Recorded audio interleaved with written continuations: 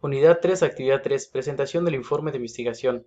Profesor Jorge Miranda Arce. Alumno Andrés Martínez Ambrosio. Matrícula ES 1728814. Materia Seminario de Investigación Aplicada. Grupo CFP-V SINA-2101-M20-001. Periodo 2021-1, abril 2021. Informe de investigación. La presente investigación propone y aplicar una auditoría sobre precio de los insumos para la prevención del COVID-19 y mejora de toma de decisiones. Se fundamentan las bases teóricas, científicas y lineamientos específicos que determinaron el trabajo de investigación, permitiendo conocer definiciones y lineamientos técnicos que nos permiten el desarrollar nuestras variables de investigación.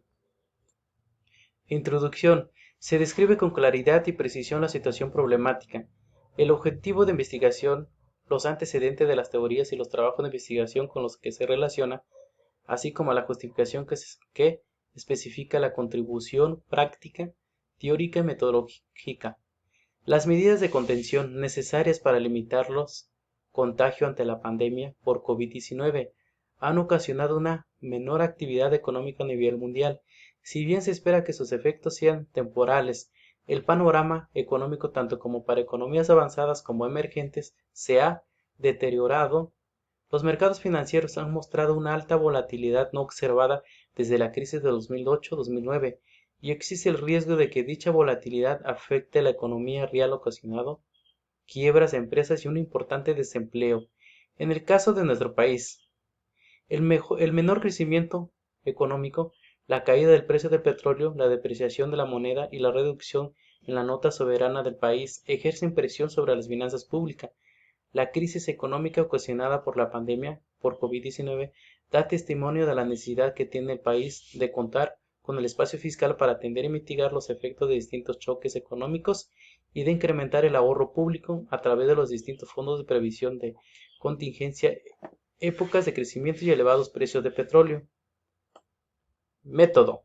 La metodología para utilizar es la investigación documental y el uso de técnicas cualitativa y cuantitativa para obtener información relacionada con el COVID-19.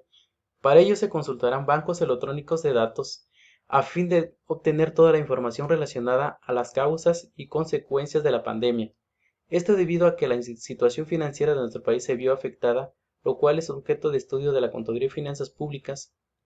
El costo del medicamento se elevó considerablemente sin que se actualizara el análisis costo-beneficio original, provocando que las fuentes de financiamiento resultaran insuficientes. Datos brutos. Por ejemplo, la empresa Creatividad y Espectáculos CADCB CREA tiene 9 contratos, es una agencia encargada de organizar eventos corporativos y públicos, filial del Grupo Corporación Interamericana de Entretenimiento CIE, resultó ser uno de los proveedores más beneficiados con contratados federales para la adquisición de insumos y servicios sanitarios, así como Autódromos Hermanos Rodríguez, comercializadora Pentamed CADCB. Esta distribuidora de medicamentos 3 contratos por adjudicación directa, con igual número de dependencias federales. Adriana Guillermina Bucey Sarmiento con 3 contratos y el exfuncionario del gobierno de Hidalgo Fernando Fortis Hernández con 2 contratos.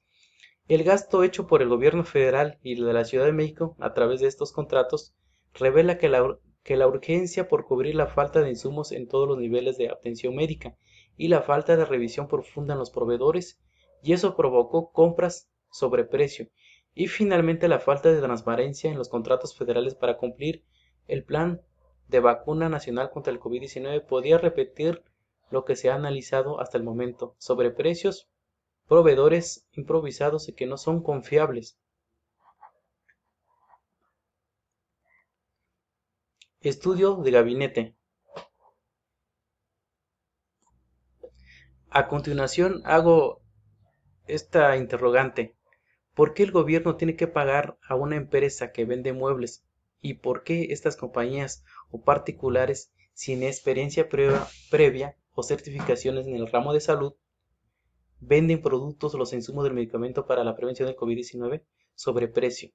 Y el gobierno federal y el de la Ciudad de México los compran sin dudarlos. Si bien entre los proveedores federales se encuentran empresas del ramo de la salud, también hay un número importante que no tienen experiencia, y además de beneficiarios de programas sociales, funcionarios públicos y otras entidades gubernamentales. De total de contratos federales para atender la crisis sanitaria es de 58.5%. Se trata de adjudicaciones directas y ese tipo de procedimientos acaparó al 92% del gasto en la pandemia. Es decir, que 8.925 millones de pesos se entregaron bajo este mecanismo.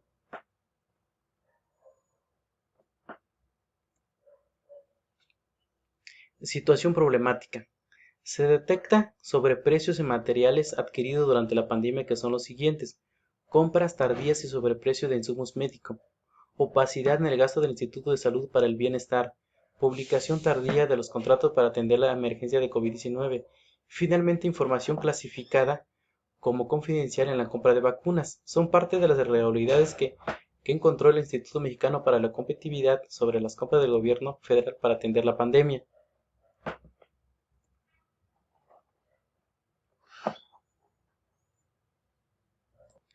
Las implicaciones del COVID-19 en las finanzas de la población en México requiere hacer un análisis de la salud financiera en épocas previas, ya que esto arrojará indicios de su posible impacto. Ya está comenzando a causar un daño económico que previsiblemente irá en aumento. Desde una perspectiva de salud financiera será más agudo para ciertos grupos de la población. Las actividades no esenciales, las que necesitaban de mayor interacción social, fueron las más afectadas, así como se muestra en la tabla. El Producto Interno Bruto de México, es decir, la suma de los bienes y servicios producidos en el país, registró una caída de 8.3% en 2020, la caída más profunda desde la Gran Depresión, y la magnitud de la contracción fue superior a la registrada en la crisis de 2008-2009, cuando el PIB cayó 5.3%. Se estima que la recuperación en 2021 será alrededor de 4%, insuficiente para regresar a los niveles pre-pandemia.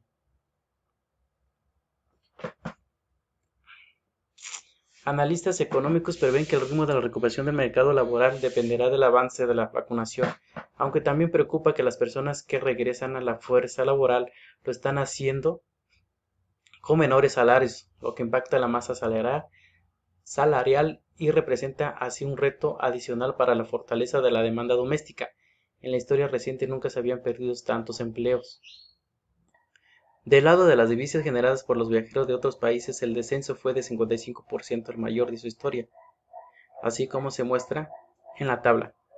INEGI informó que la inflación anual se aceleró a 4.67%, la más elevada desde diciembre de 2018, por los energéticos, con lo que el INPC rebasó el rango estimado por Banxico.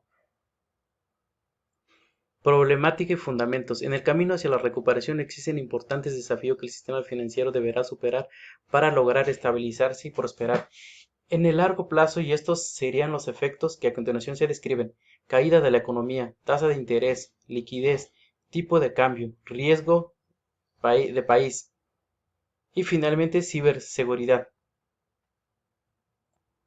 El golpe de la pandemia provocó una caída mensual histórica del empleo.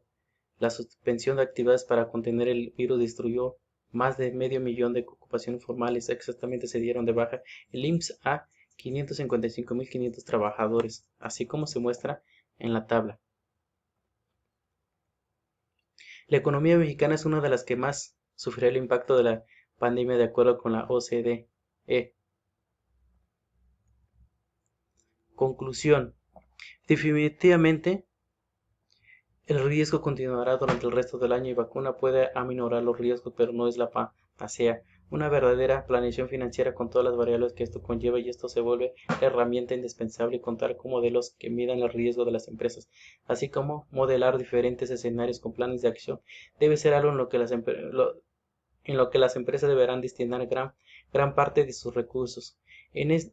Es en este momento donde el verdadero liderazgo y capacidad del empresario mexicano de cualquier tamaño debe salir a la luz. En este momento las empresas deben enfocarse en mantenerse en mayor medida en su nivel de flotación y evitar a toda costa su hundimiento. La pérdida de valor es inevitable, pero pero la muerte de las empresas puede ser a todas luces completamente evitable. Los responsables financieros de las empresas deben estar abocados a planar la curva de la destrucción de valor de sus compañías y evitar el escenario mortal de tener que liquidar la empresa. Las herramientas financieras de gestión de riesgos existen. Es cuestión de aplicarlas a cabalidad y no dejar que la pandemia cobre más víctimas en el mundo de los negocios. Muchas gracias por su atención.